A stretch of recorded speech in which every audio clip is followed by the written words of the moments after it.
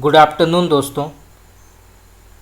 तो जैसे कि आप सब जानते हैं कि पिछले क्लास में हमने हिंदी साहित्य के जो रीतिकाल से जुड़े प्रश्न उत्तर हैं उनसे जुड़े 100 प्रश्न उत्तर की चर्चा हमने की। आज हम और महत्वपूर्ण 100 प्रश्न उत्तर की चर्चा करेंगे रीतिकाल के अंतर्गत, जो कई बार विभिन्न प्रकार के प्रतियोगी परीक्षाओं में पूछा गया है और पूछा जा सकता है, तो इसे जानना आवश्यक है। तो चलिए शुरू करते हैं।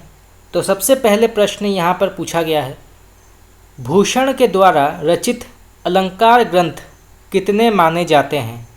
तो भूषण के द्वारा रचित अलंकार ग्रंथों की संख्या कितनी है? तो इसका सही उत्तर होगा आपका, तो भूषण के द्वारा रचित जो अलंकार ग्रंथ है वो है शिवराज भूषण, जिसमें 105 अलंकारों का निरूपण है, जिसमें 99 अर्थालंकार, 4 शब्दालंकार तथा शेष 2 चित्र और संकर नामक अलंकार का प्रयोग किया गया है। तो भूषण के द्वारा रचित अलंकार ग्रंथ माना गया है शिवराज भूषण, जिसमें 105 अलंकारों का निरूपण, जिसमें 99 अर्थालंकार और 4 शब्दालंकार तथा शेष 2 चित्र और संकर नामक अलंकारों का प्रयोग हुआ है। तो यहाँ से कई प्रकार के प्रश्न आ सकते हैं, तो आप इसको नोट कर सकते हैं। चलिए आगे बढ़ते हैं। भूषण ने अपने ग्रंथ शिवराज भूषण में अलंकारों का निरूपण किस ग्रंथ के आधार पर किया है? तो भूषण ने अपने ग्रंथ शिवराज भूषण में अलंकारों का निरूपण किस ग्रंथ के आधार पर किया है? तो इसका सही उत्तर होगा आपका जयदेव के चंद्रालोक तथा मतिराम के ललित ललाम के आधार पर भूषण ने अपने ग्रंथ शिवराज भूषण में अलंकारों का निरूपण किया है। तो आप इसको नोट कर सकते हैं, यहाँ से प्रश्न आ सकता है। चलिए आगे बढ़ते हैं। एक बहुत ही प्रसिद्ध पंक्ति यहाँ पर दिया गया है, तो बताना है इस पंक्ति के कवि का नाम क्या है। तो सबसे पहले पंक्ति पढ़ते हैं, इंद्र जिमी जंभ पर बाड़व सुभंग पर, त्यों मलेच्छ वंश पर शेर शिवराज है। तो इस प्रसिद्ध पंक्ति के कवि का नाम क्या है? तो इंद्र जिमी जंभ पर बाड़व सुअंभ पर, त्यों मलेच्छ वंश पर शेर शिवराज है। तो इस प्रसिद्ध पंक्ति के कवि हैं भूषण कवि। दारा की दौर यह रार नहीं खुजवे की, ये किसकी पंक्ति है? तो ये भी जो है भूषण की पंक्ति मानी जाती है। शिवा जो न होत तो सुनत होत सबकी, ये किसकी पंक्ति है? तो शिवा जो न होत तो सुनत होत सबकी। तो इस प्रसिद्ध पंक्ति के कवि हैं भूषण कवि। भूषण के काव्य का एक प्रमुख दोष क्या है? तो भूषण के काव्य का एक प्रमुख दोष क्या है? तो इसका सही उत्तर होगा आपका भाषागत अव्यवस्था। तो भूषण के काव्य का एक प्रमुख दोष जो है वो है भाषागत अव्यवस्था, शब्दावली को तोड़ मरोड़ कर विकृत करना और व्याकरणगत त्रुटियाँ। तो भाषागत अव्यवस्था, शब्दावली को तोड़ मरोड़ कर विकृत करना और व्याकरणगत त्रुटियाँ, तो ये सभी जो हैं ये भूषण के काव्य का कुछ प्रमुख दोष हैं। तो यहाँ से प्रश्न आ सकता है, तो आप इसको नोट कर सकते हैं। चलिए आगे बढ़ते हैं। ऊंचे घोर मंदिर के अंदर रहन बारी, ऊंचे घोर मंदिर रहाती है। कंद मूल भोग करें, कंद मूल भोग करें, 3 बेर खाती सो 3 बेर खाती हैं। तो ये पंक्ति किसकी मानी जाती है? तो इसका सही उत्तर होगा आपका भूषण कवि। मतिराम के ग्रंथों के नाम क्या हैं? तो कवि मतिराम के ग्रंथों के नाम क्या हैं? तो इसका सही उत्तर होगा आपका सबसे पहले रसराज, फिर ललित ललाम, फिर साहित्य सार, लक्षण श्रृंगार, छंदसार, अलंकार पंचाशिखा, वृत्ति कौमुदी, सतसई, फूल मंजरी। चलिए आगे बढ़ते हैं। मतिराम का सर्वाधिक प्रसिद्ध ग्रंथ का नाम क्या है? तो मतिराम का सर्वाधिक प्रसिद्ध ग्रंथ का नाम क्या है? तो इसका सही उत्तर होगा आपका रसराज और ललित ललाम। तो मतिराम के सबसे सर्वाधिक प्रसिद्ध ग्रंथों के नाम हैं रसराज और ललित ललाम। तो यहाँ से प्रश्न आ सकते हैं, तो आप इसको नोट कर सकते हैं। चलिए आगे बढ़ते हैं। मतिराम का अलंकार निरूपण संबंधी ग्रंथ कौन से माने जाते हैं? तो मतिराम का अलंकार निरूपण संबंधी ग्रंथ का नाम क्या है? तो इसका सही उत्तर होगा आपका ललित ललाम और अलंकार पंचाशिखा। तो ललित ललाम और अलंकार पंचाशिखा जो है ये मतिराम का अलंकार निरूपण संबंधी ग्रंथ माने जाते हैं। चलिए आगे बढ़ते हैं। मतिराम का छंद निरूपण संबंधी ग्रंथ का नाम क्या है? तो मतिराम का छंद निरूपण संबंधी ग्रंथ का नाम क्या है? तो इसका सही उत्तर होगा आपका छंदसार और वृत्त कौमुदी। तो छंदसार और वृत्त कौमुदी जो है ये मतिराम का छंद निरूपण संबंधी ग्रंथ है। चलिए आगे बढ़ते हैं। मतिराम ने अपने किस ग्रंथ में श्रृंगार रस और उसके आलंबन नायक नायिका भेद का विवेचन किया गया है? तो मतिराम ने अपने किस ग्रंथ में श्रृंगार रस और उसके आलंबन नायक नायिका भेद का विवेचन किया है? उसका नाम क्या है? तो इसका सही उत्तर होगा आपका रसराज। चलिए आगे बढ़ते हैं। यहाँ पर एक पंक्ति दी गई है, तो बताना है इस पंक्ति के कवि का नाम क्या है। बहुत ही प्रसिद्ध पंक्ति है, कई बार ये प्रश्न पूछा गया है, तो आप इसको नोट कर सकते हैं। तो सबसे पहले पंक्ति पढ़ते हैं। कुंदन को रंग फीको लगाए, झलके सब अंगन चारू गुराई। तो फिर से पढ़ते हैं। कुंदन को रंग फीको लगाए, झलके सब अंगन चारू गुराई। तो प्रसिद्ध पंक्ति के कवि का नाम क्या है?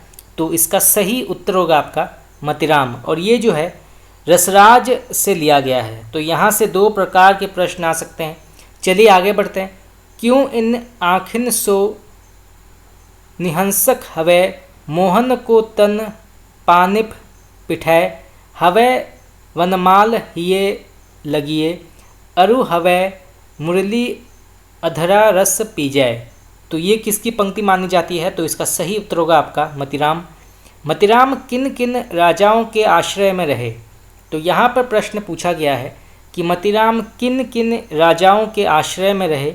तो इसका सही उत्तर होगा आपका सम्राट जहांगीर, बूंदी नरेश, राव भाव सिंह हाड़ा, कुमायूं नरेश, ज्ञानचंद, बुंदेलखंड स्थित श्रीनगर नरेश, स्वरूप सिंह बुंदेला आदि। तो इन सभी राजाओं के आश्रय में रहे मतिराम। तो यहाँ से प्रश्न आ सकता है, जैसे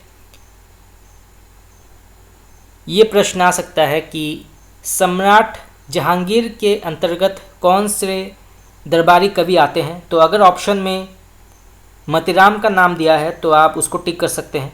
या फिर अगर प्रश्न ये आ गया कि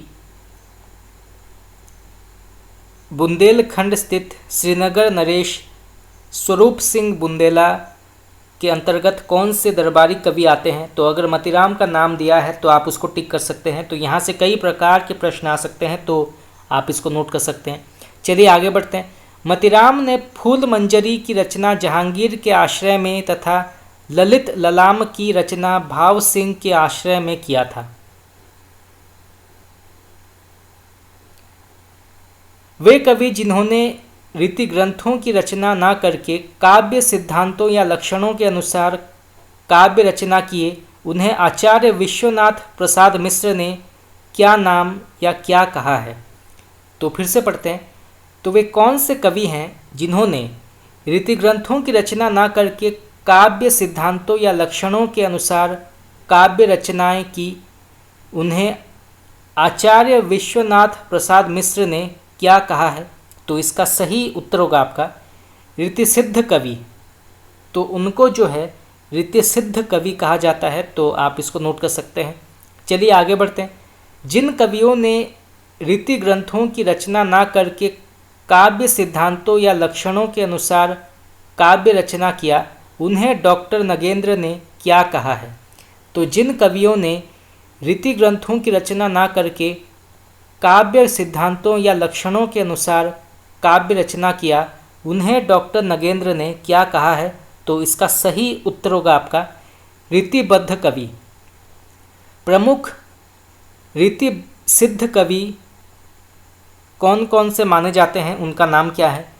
तो सबसे पहले आते हैं बिहारी, बेनी, कृष्ण कवि, रसनिधि, नृपशंभु, नेवाज, हठीजी, राम सहाय दास, पजनेश, द्विज देव, सेनापति, बृंद तथा विक्रम। तो ये सभी जो हैं ये रीतिसिद्ध कवि माने जाते हैं। तो यहाँ से प्रश्न आ सकता है, तो आप इसको नोट कर सकते हैं। सेनापति को आचार्य शुक्ल ने किस काल के अंतर्गत रखा है? तो सेनापति को आचार्य शुक्ल ने किस काल के अंतर्गत रखा है? तो इसका सही उत्तर होगा आपका भक्ति काल के अंतर्गत रखा है। बिहारी किसके राज्याश्रित कवि थे? तो बिहारी किसके राज्याश्रित कवि थे? तो इसका सही उत्तर होगा आपका जयपुर नरेश महाराज जय सिंह। बिहारी सतसई किस छंद में रचित है? तो बिहारी सतसई किस छंद में रचित है? तो इसका सही उत्तर होगा आपका दोहा छंद में बिहारी सतसई रचित है। चलिए आगे बढ़ते हैं। बिहारी की भाषा क्या है? तो यहाँ पर प्रश्न पूछा गया है कि बिहारी की भाषा क्या है? तो इसका सही उत्तर होगा आपका परिनिष्ठित ब्रज। रीतिकाल का सर्वाधिक लोकप्रिय ग्रंथ का नाम क्या है? तो रीतिकाल का सर्वाधिक लोकप्रिय ग्रंथ का नाम क्या है? तो इसका सही उत्तर होगा आपका बिहारी सतसई। बिहारी सतसई का प्रेरणा स्रोत ग्रंथ का नाम क्या है? तो बिहारी सतसई का प्रेरणा स्रोत ग्रंथ का नाम क्या है? तो इसका सही उत्तर होगा आपका गाथा सप्तशती, आर्या सप्तशती और अमरुक शतक। तो गाथा सप्तशती, आर्या सप्तशती और अमरुक शतक ये जो है ये बिहारी सतसई का प्रेरणा स्रोत ग्रंथ माने जाते हैं। तो आप इसको नोट कर सकते हैं। चलिए आगे बढ़ते हैं। बिहारी में किस विषय से संबंधित दोहे हैं? तो बिहारी में किस विषय से संबंधित दोहे हैं? तो इसका सही उत्तर होगा आपका श्रृंगार, भक्ति और नीति। तो श्रृंगार, भक्ति और नीति जो है ये बिहारी से संबंधित दोहे हैं। चलिए आगे बढ़ते हैं। रीतिकाल के किस ग्रंथ की 50 टीकाएँ रची गई? ये प्रश्न भी कई बार पूछा गया है, तो आप इसको नोट कर सकते हैं। तो रीतिकाल के किस ग्रंथ की 50 टीकाएँ रची गई? तो इसका सही उत्तर होगा आपका बिहारी सतसई। आचार्य शुक्ल के अनुसार बिहारी सतसई की 5 प्रमुख टीका कौन कौन सी हैं? तो आचार्य शुक्ल के अनुसार बिहारी की 5 प्रमुख टीकाएँ कौन कौन सी हैं? तो इसका सही उत्तर होगा आपका सबसे पहले आता है कवित्व में कृष्ण कवि की टीका, फिर हरि प्रकाश टीका, फिर लल्लू लाल की लाल चंद्रिका, फिर सरदार कवि की टीका और फिर सूरती मिश्र की टीका। तो आप इन 5 के नाम नोट कर सकते हैं, यहाँ से प्रश्न आ सकता है। चलिए आगे बढ़ते हैं। यहाँ पे प्रश्न पूछा गया है बिहारी बिहार नाम से रोला छंद में बिहारी के दोहों के भावों को पल्लवित किसने किया है? तो बिहारी बिहार नाम से रोला छंद में बिहारी के दोहों के भावों को पल्लवित किसने किया है? उस लेखक का नाम क्या है? तो इसका सही उत्तर होगा आपका पंडित अंबिका दत्त व्यास। श्रृंगार सप्तशती के नाम से बिहारी के दोहों का संस्कृत में अनुवाद किसने किया है? तो श्रृंगार सप्तशती के नाम से बिहारी के दोहों का संस्कृत में अनुवाद किसने किया है? उनका नाम क्या है? तो इसका सही उत्तर होगा आपका पंडित परमानंद। उर्दू शेरों में बिहारी के दोहों का अनुवाद किसने किया है? तो उर्दू शेरों में बिहारी के दोहों का अनुवाद किसने किया है? तो इसका सही उत्तर होगा आपका मुंशी देवी प्रसाद प्रीतम। तो यहाँ से प्रश्न आ सकता है, तो आप इसको नोट कर सकते हैं। बिहारी सतसई में कुल कितने दोहों और सोरठे हैं? तो बिहारी सतसई में कुल कितने दोहे और सोरठे हैं? तो इसका सही उत्तर होगा आपका, इसकी कुल संख्या मानी जाती है 713। तो आप इसको नोट कर सकते हैं, यहाँ से प्रश्न आ सकता है। यहाँ पे प्रश्न पूछा गया है, जनश्रुति के अनुसार बिहारी ने किससे काव्य शिक्षा ग्रहण की है? तो जनश्रुति के अनुसार बिहारी ने किससे काव्य शिक्षा ग्रहण की है? तो इसका सही उत्तर होगा आपका आचार्य केशव। तो यहाँ से प्रश्न आ सकता है, तो आप इसको नोट कर सकते हैं। देव और बिहारी नामक पुस्तक के रचयिता कौन है? ये प्रश्न भी कई बार पूछा गया है। तो देव और बिहारी नामक पुस्तक के रचयिता कौन है? तो इसका सही उत्तर होगा आपका कृष्ण बिहारी मिश्र। बिहारी और देव नामक पुस्तक के रचयिता कौन है? तो बिहारी और देव नामक पुस्तक के रचयिता का नाम क्या है? तो इसके लेखक हैं लाल भगवान दीन। तो लाला भगवान दीन जो हैं वो बिहारी और देव नामक पुस्तक के रचयिता माने जाते हैं। तो आप इसको नोट कर सकते हैं। बिहारी की वाग्वी भूति और बिहारी नामक पुस्तक के रचयिता कौन है? तो बिहारी की वाग्वी भूति और बिहारी नामक पुस्तक के रचयिता कौन है? तो इसके लेखक हैं विश्वनाथ प्रसाद मिश्र। तो यहाँ से प्रश्न आ सकता है, तो आप इसको नोट कर सकते हैं। चलिए आगे बढ़ते हैं। यहाँ पर एक कथन दिया गया है, तो बताना है इस प्रसिद्ध कथन के कवि का नाम क्या है। तो सबसे पहले कथन पढ़ते हैं। श्रृंगार रस के ग्रंथों में जितनी ख्याति और जितना मान बिहारी सतसई का हुआ उतना और किसी का नहीं। इसका एक एक दोहा हिंदी साहित्य में एक एक स्वर्ण माना जाता है। तो ये कथन किसका माना जाता है? तो फिर से पढ़ते हैं। श्रृंगार रस में ग्रंथों में जितनी ख्याति और जितना मान बिहारी सतसई का हुआ उतना और किसी का नहीं। इसका एक एक दोहा हिंदी साहित्य में एक एक स्वर्ण माना जाता है। तो इस प्रसिद्ध कथन के कवि का नाम क्या है या लेखक का नाम क्या है? तो इसका सही उत्तर होगा आपका आचार्य शुक्ल। चलिए आगे बढ़ते हैं। कविवर बिहारी नामक पुस्तक के रचयिता कौन है? तो कविवर बिहारी नामक पुस्तक के रचयिता का नाम क्या है? तो इसका सही उत्तर होगा आपका जगन्नाथ दास रत्नाकर। चलिए आगे बढ़ते हैं। यहाँ पर भी एक पंक्ति दी गई है, तो बताना है इस प्रसिद्ध पंक्ति के कवि का नाम क्या है। तो सबसे पहले कथन पढ़ते हैं। जिस कवि में कल्पना की समाहार शक्ति के साथ भाषा की समाहार शक्ति जितनी अधिक होगी उतनी ही वह मुक्तक की रचना में सफल होगा। यह क्षमता बिहारी में पूर्ण रूप से वर्तमान थी। ये कथन किसका माना जाता है? तो फिर से पढ़ते हैं। जिस कवि में कल्पना की समाहार शक्ति के साथ भाषा की समाहार शक्ति जितनी अधिक होगी उतनी ही वह मुक्तक की रचना में सफल होगा। यह क्षमता बिहारी में पूर्ण रूप से वर्तमान थी। तो ये कथन किसका माना जाता है? तो इसका सही उत्तर होगा आपका आचार्य शुक्ल। तो आप इसको नोट कर सकते हैं, यहाँ से प्रश्न आ सकता है। चलिए आगे बढ़ते हैं। जो हृदय के अंतरस्थल पर मार्मिक प्रभाव चाहते हैं, किसी भाव की स्वच्छ निर्माण धारा में कुछ देर अपना मन मग्न रखना चाहते हैं, उनका संतोष बिहारी से नहीं हो सकता।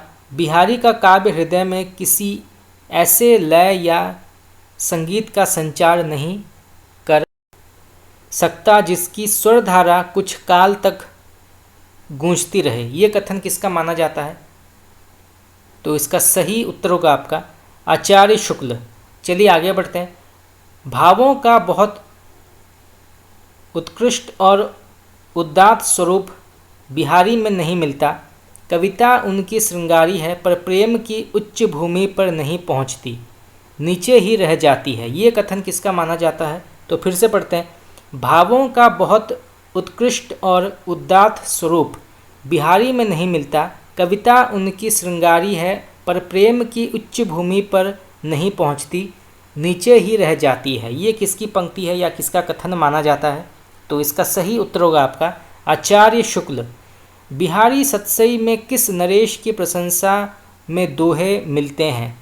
तो बिहारी सतसई में किस नरेश की प्रशंसा में दोहे मिलते हैं? तो इसका सही उत्तर होगा आपका जयपुर नरेश जय सिंह। केशव को कवि हृदय नहीं मिला था, उनमें वह सहृदयता और भावुकता भी न थी जो एक कवि में होनी चाहिए। ये कथन किसका माना जाता है? तो फिर से पढ़ते हैं। केशव को कवि हृदय नहीं मिला था, उनमें वह सहृदयता और भावुकता भी न थी जो एक कवि में होनी चाहिए। तो ये कथन किसका माना जाता है? बहुत ही प्रसिद्ध कथन है। तो इसका सही उत्तर होगा आपका आचार्य शुक्ल। चलिए आगे बढ़ते हैं। केशव केवल उक्ति वैचित्य और शब्द कीड़ा के प्रेमी थे, जीवन के नाना गंभीर और मार्मिक पक्षों पर उनकी दृष्टि न थी। तो ये कथन किसका माना जाता है? तो फिर से पढ़ते हैं। केशव केवल उक्ति वैचित्य और शब्द क्रीड़ा के प्रेमी थे, जीवन के नाना गंभीर और मार्मिक पक्षों पर उनकी दृष्टि नहीं थी। तो इस प्रसिद्ध पंक्ति के कवि कौन हैं? तो इसका सही उत्तर होगा आपका आचार्य शुक्ल। चलिए आगे बढ़ते हैं। यहाँ पर प्रश्न पूछा गया है, केशव दास किसकी राजसभा में रहते थे? तो केशव दास किसकी राजसभा में रहते थे, उसका नाम क्या है? तो इसका सही उत्तर होगा आपका ओरछा नरेश महाराजा राम सिंह के भाई इंद्रजीत सिंह के सभा में। तो केशव दास ओरछा नरेश महाराजा राम सिंह के भाई इंद्रजीत सिंह की सभा में रहते थे। तो आप इसको नोट कर सकते हैं, यहाँ से प्रश्न आ सकता है। चलिए आगे बढ़ते हैं। केशव दास के द्वारा रचित रामचंद्रिका किस प्रकार का काव्य माना जाता है? तो केशव दास के द्वारा रचित रामचंद्रिका किस प्रकार का काव्य माना जाता है? तो इसका सही उत्तर होगा आपका महाकाव्य प्रबंध काव्य के अंतर्गत रामचंद्रिका आता है। तो आप इसको नोट कर सकते हैं। केशव दास के द्वारा रचित मुक्तक काव्य कौन से हैं? तो इसका सही उत्तर होगा आपका रसिक प्रिया, कवि प्रिया और नखसिख। तो रसिक प्रिया, कवि प्रिया और नखसिख ये जो हैं ये केशव दास के द्वारा रचित मुक्तक काव्य माने जाते हैं। तो आप इसको नोट कर सकते हैं, यहाँ से भी प्रश्न आ सकता है। चलिए आगे बढ़ते हैं। केशव दास के द्वारा रचित प्रबंध काव्य का नाम क्या है? तो केशव दास के द्वारा रचित प्रबंध काव्य का नाम क्या है? तो इसका सही उत्तर होगा आपका विज्ञान गीता, वीर सिंह देवचरित, जहांगीर जस चंद्रिका, रतन बावनी और रामचंद्रिका। तो विज्ञान गीता, वीर सिंह देवचरित, जहांगीर जस चंद्रिका, रतन बावनी और रामचंद्रिका ये जो हैं ये केशव दास के द्वारा रचित प्रबंध काव्यों के नाम हैं। तो आप इसको नोट कर सकते हैं, यहाँ से प्रश्न आ सकता है। चलिए आगे बढ़ते हैं। केशव दास ने किस ग्रंथ की रचना महाराजा इंद्रजीत सिंह की एकनिष्ठ गणिका राय प्रवीण को शिक्षा देने के लिए की थी? तो फिर से पढ़ते हैं। केशव दास ने किस ग्रंथ की रचना महाराजा इंद्रजीत सिंह की एकनिष्ठ गणिका राय प्रवीण को शिक्षा देने के लिए की थी, उसका नाम क्या है? तो इसका सही उत्तर होगा आपका कवि प्रिया। चलिए आगे बढ़ते हैं। केशव दास के द्वारा रचित रीति ग्रंथ का नाम क्या है? तो केशव दास के द्वारा रचित रीति ग्रंथ का नाम क्या है? तो इसका सही उत्तर होगा आपका रसिक प्रिया, नवरसों का निरूपण जिसमें किया गया है, कवि प्रिया अलंकारों का निरूपण और छंदमाला जिसमें छंदों का निरूपण किया गया है। चलिए आगे बढ़ते हैं। यहाँ पे प्रश्न पूछा गया है, केशव दास ने अपने किस ग्रंथ में प्रतीक शैली में आध्यात्मिक विषयों को प्रस्तुत किया है? तो केशव दास ने अपने किस ग्रंथ में प्रतीक शैली में आध्यात्मिक विषयों को प्रस्तुत किया है उसका नाम क्या है? तो इसका सही उत्तर होगा आपका विज्ञान गीता। जनश्रुति के अनुसार केशव के किस ग्रंथ की रचना वाल्मीकि के स्वप्न में कहने पर की थी? तो फिर से पढ़ते हैं।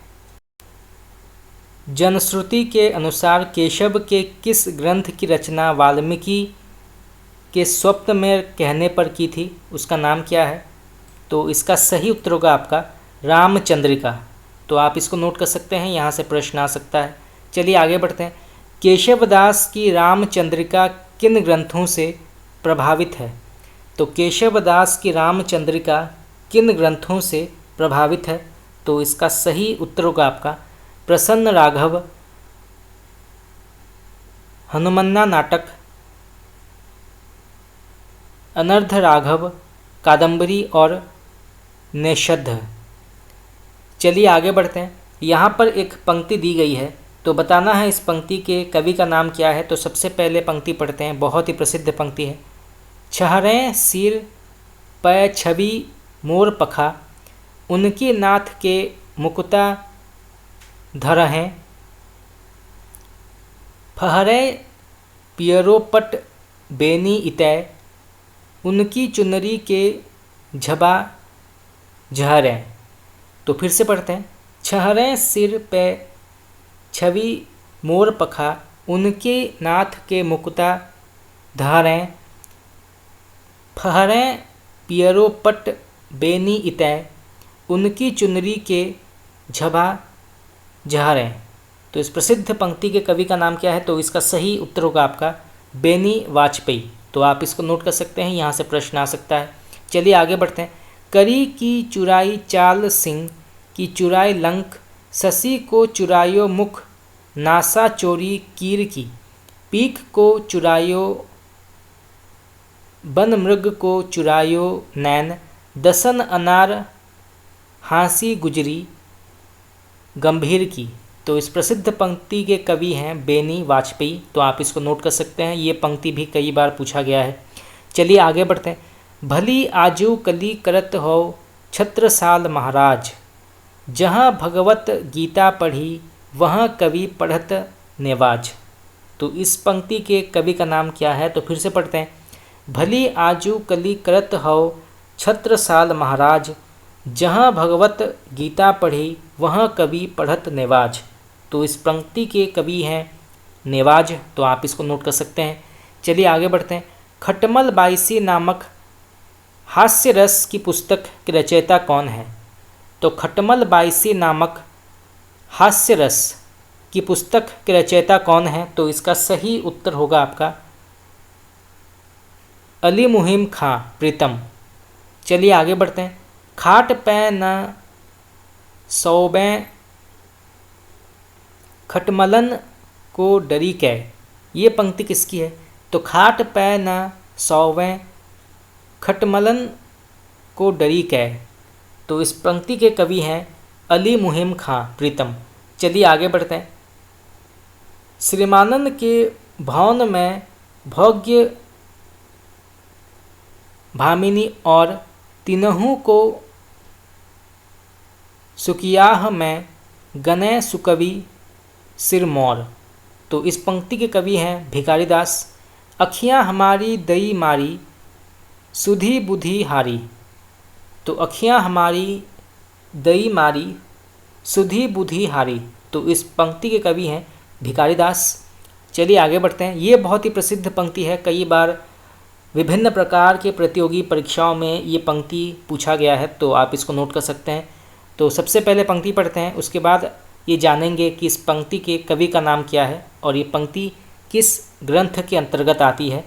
तो सबसे पहले पंक्ति पढ़ते हैं। अमिय हलाहल मद भरे सेठ श्याम रत्नार, जियत मरत झुकी झुकी परत जही चितवन एक बार। तो अमिय हलाहल मद भरे श्वेत श्याम रत्नार, जियत मरत झुकी झुकी परत जही चितवन एक बार। तो इस प्रसिद्ध दोहा के कवि का नाम है रसलिन और ये जो है अंग दर्पण अंग दर्पण ग्रंथ से लिया गया है। तो यहाँ से दो प्रकार के प्रश्न आ सकते हैं, तो आप इसको नोट कर सकते हैं। चलिए आगे बढ़ते हैं। प्रसिद्ध अलंकार ग्रंथ कवि कुल कंठाभरण के रचयिता कौन हैं? तो प्रसिद्ध अलंकार ग्रंथ कवि कुल कंठाभरण के रचयिता का नाम क्या है? तो इसका सही उत्तर होगा आपका दुलह। बेनी नामक के रीतिकाल में कितने कवि हुए? तो बेनी नाम से रीतिकाल में कितने कवि हुए? तो इसका सही उत्तर होगा आपका 3 हुए थे। बेनी वाजपेयी, बेनी बंदीजन और बेनी प्रवीण। तो बेनी वाजपेयी, बेनी बंदीजन और बेनी प्रवीण, ये 3 कवि हुए थे रीतिकाल में बेनी के नाम से। तो आप इसको नोट कर सकते हैं, यहाँ से प्रश्न आ सकता है। चलिए आगे बढ़ते हैं। मीनागढ़ बम्बई सुमंद मंदराज बंग, बंदर को बंद करी बंदर बसा वैगो। तो मीनागढ़ बम्बई सुमंद मंदराज बंग, बंदर को बंद करी बंदर बसा वैगो। तो इस प्रसिद्ध पंक्ति के कवि का नाम क्या है? तो इसका सही उत्तर होगा आपका पद्माकर। दिया है खुदा ने खूब खुशी करो ग्वाल कवि, खाओ पियो देब लेब यहीं रह जाना है।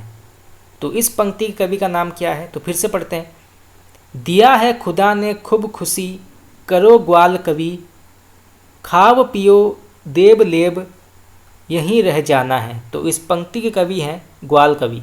चलिए आगे बढ़ते हैं। पल अंजुरित सौ पियत द्रुंग, जल असुवा भरी सांस,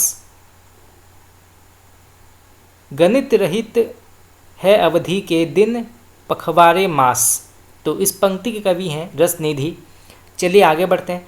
देह दही बेचत दही, दई दई यह जाति, गोरस मिस गोरसही हरी, मग मंडराती डराती। तो इस पंक्ति के कवि हैं वृंद कवि। भले बुरे सब एक सम, ज्यों लौं बोलत नाही, जान परत है काग पिक, ऋतु बसंत के माही। तो इस प्रसिद्ध पंक्ति के कवि हैं वृंद कवि। नैनन में जे सदा रहते, तिनकी अबकान कहानी सुन्यों करें। तो इसके कवि का नाम क्या है? तो फिर से पढ़ते हैं। बहुत ही प्रसिद्ध और एक वाक्य जो पंक्तियां हैं ये ज़्यादातर प्रतियोगी परीक्षा में आते हैं, तो इनको जानना आवश्यक है। तो फिर से पढ़ते हैं। नैनन में जे सदा रहते, तिनकी अबकान कहानी सुन्यों करें। तो इस प्रसिद्ध पंक्ति के कवि का नाम क्या है? तो इसका सही उत्तर होगा आपका आलम। तो आलम जो हैं इसके कवि माने जाते हैं, तो आप इसको नोट कर सकते हैं। चलिए आगे बढ़ते हैं। यहाँ पे प्रश्न पूछा गया है, बिहारी सतसई की सबसे पहले काव्यात्मक टीका करने वाले व्यक्ति के रूप में कौन प्रसिद्ध हैं? तो बिहारी सतसई की सबसे पहले काव्यात्मक टीका करने वाले व्यक्ति के रूप में कौन प्रसिद्ध हैं, उनका नाम क्या है? तो इसका सही उत्तर होगा आपका कृष्ण कवि। चलिए आगे बढ़ते हैं। छवि सो फवि शीस किरीट बन्यो रुचि, साल हिये बनमाल लसै। तो छवि सो फवि शीस किरीट बन्यो रुचि, साल हिये बनमाल लसै। तो इस प्रसिद्ध पंक्ति के कवि का नाम क्या है? तो इसका सही उत्तर होगा आपका कृष्ण कवि। चलिए आगे बढ़ते हैं। इनकी सी विशुद्ध सरस और शक्तिशालिनी ब्रज भाषा लिखने में और कोई कवि समर्थ नहीं हुआ। विशुद्धता के साथ प्रौढ़ता और माधुर्य भी अपूर्व है। घनानंद के संदर्भ में ये कथन किसका माना जाता है? बहुत ही प्रसिद्ध कथन है, कई बार ये कथन पूछा गया है, तो आप इसको नोट कर सकते हैं। तो फिर से पढ़ते हैं। इनकी सी विशुद्ध सरस और शक्तिशालिनी ब्रज भाषा लिखने में और कोई कवि समर्थ नहीं हुआ। विशुद्धता के साथ प्रौढ़ता और माधुर्य भी अपूर्व है। तो घनानंद के संदर्भ में ये कथन किसका माना जाता है? तो इसका सही उत्तर होगा आपका आचार्य रामचंद्र शुक्ल। तो आप इसको नोट कर सकते हैं, यहाँ से प्रश्न आ सकता है। चलिए आगे बढ़ते हैं। प्रेम मार्ग का ऐसा प्रवीण और धीर पथिक तथा जंबादानी का ऐसा दावा रखने वाला ब्रज भाषा का दूसरा कवि नहीं हुआ। घनानंद का संदर्भ में ये कथन किसने कहा है? तो फिर से पढ़ते हैं। प्रेम मार्ग का ऐसा प्रवीण और धीर पथिक तथा जंबादानी का ऐसा दावा रखने वाला ब्रज भाषा का दूसरा कवि नहीं हुआ। तो घनानंद के संदर्भ में ये कथन किसका माना जाता है, उसका नाम क्या है? तो इसका सही उत्तर होगा आपका आचार्य रामचंद्र शुक्ल। तो आप इसको नोट कर सकते हैं, यहाँ से प्रश्न आ सकता है। ये साक्षात रसमूर्ति और ब्रज भाषा काव्य के प्रधान स्तंभों में है। तो घनानंद के संदर्भ में ये कथन किसका माना जाता है? तो फिर से पढ़ते हैं। ये साक्षात रसमूर्ति और ब्रज भाषा काव्य के प्रधान स्तंभों में है। तो घनानंद के संदर्भ में ये कथन किस विद्वान के द्वारा कहा गया है? तो इसका सही उत्तर होगा आपका आचार्य रामचंद्र शुक्ल। चलिए आगे बढ़ते हैं। रीतिकाल का कौन सा कवि दिल्ली के बादशाह मोहम्मद शाह रंगीले के दरबार में मीर मुंशी था? तो फिर से पढ़ते हैं। रीतिकाल का कौन सा कवि दिल्ली के बादशाह मोहम्मद शाह रंगीले के दरबार में मीर मुंशी था? तो उस कवि का नाम क्या है? तो इसका सही उत्तर होगा आपका घनानंद। घनानंद की प्रेमिका का नाम क्या था? तो घनानंद की प्रेमिका का नाम क्या है? तो इसका सही उत्तर होगा आपका सुजान। विराग उत्पन्न होने पर घनानंद किस संप्रदाय में दीक्षित हुए? तो विराग उत्पन्न होने पर घनानंद किस संप्रदाय में दीक्षित हुए थे? तो इसका सही उत्तर होगा आपका निम्बार्क संप्रदाय। सन 1739 में नादिर शाह के सैनिकों द्वारा रीतिकाल का कौन सा कवि मारा गया? तो सन 1739 में नादिर शाह के सैनिकों द्वारा रीतिकाल का कौन सा कवि मारा गया था? तो इसका सही उत्तर होगा आपका घनानंद। चलिए आगे बढ़ते हैं। घनानंद किसके मीर मुंशी थे? तो घनानंद किसके मीर मुंशी थे? तो इसका सही उत्तर होगा आपका दिल्ली के बादशाह मोहम्मद शाह रंगीले। घनानंद के ग्रंथों का नाम क्या है? ये प्रश्न भी कई बार पूछा गया है, तो आप इसको नोट कर सकते हैं। तो घनानंद के प्रमुख ग्रंथों के नाम क्या हैं?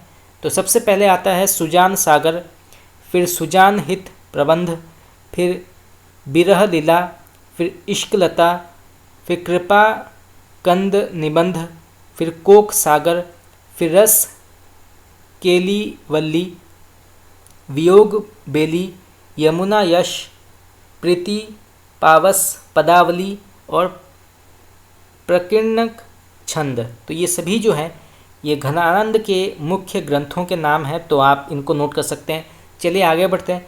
घनानंद का कौन सा ग्रंथ फारसी के छंद में है? तो घनानंद का कौन सा ग्रंथ फारसी के छंद में है? तो इसका सही उत्तर होगा आपका विरह लीला। घन आनंद ग्रंथावली और घना आनंद कवित के संपादक का नाम क्या है? तो घन आनंद ग्रंथावली और घना आनंद कवित के संपादक का नाम क्या है? तो इसका सही उत्तर होगा आपका विश्वनाथ प्रसाद मिश्र। तो विश्वनाथ प्रसाद मिश्र जो हैं इसके संपादक माने जाते हैं, तो आप इसको नोट कर सकते हैं। यहाँ से भी कई बार प्रश्न पूछा गया है। चलिए आगे बढ़ते हैं। कुछ और रीतिकाल के प्रसिद्ध ग्रंथों के जो प्रसिद्ध दोहे हैं उनकी चर्चा करते हैं और ये जानते हैं कि इन दोहों के लेखक का नाम क्या है। सहज सेत पंच तोरिया पहिरत अति छवि होती, जल चादर के दीप लौं जगमगाती तन ज्योति। तो इस प्रसिद्ध पंक्ति के कवि का नाम क्या है? तो सहज सेत पंच तोरिया पहिरत अति छवि होती, जल चादर के दीप लौं जगमगाती तन ज्योति। तो इस प्रसिद्ध पंक्ति के कवि हैं बिहारी। लही रति सुख लगिए गरें लखी लजोही नीठी, खुलत न मो मन बांधी रही, वह अध खुली दीठी। तो इस प्रसिद्ध पंक्ति के कवि हैं बिहारी लाल। चलिए आगे बढ़ते हैं।